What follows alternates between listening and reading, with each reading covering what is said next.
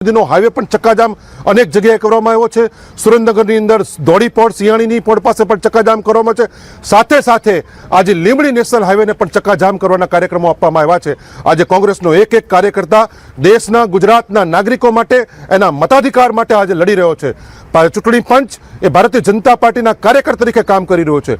જે લોકોએ form number 7 bogus ભર્યા છે એની સામે આજે તંત્ર, પોલીસ કે ચૂંટણી પંચ કોઈ જ કાર્યવાહી કરવા તૈયાર નથી અને એક રીતે એમને છાવરવાનું કામ કરી રહ્યું છે।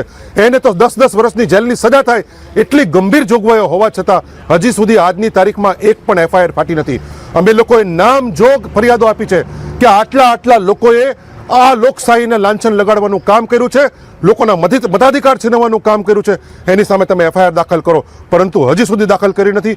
આજે અમને બજાણા પોલીસે સેંકડો અમારા કાર્યકર્તાઓને ડિટેન કરીને અમને પોલીસ સ્ટેશન લાવ્યા છે, પરંતુ અમે કોઈ પણ સંજોગોમાં ડરવાના નથી, અમે ચલિત થવાના નથી।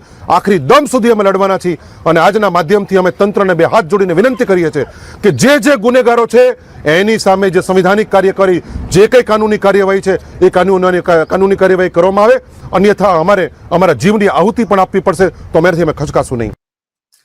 તો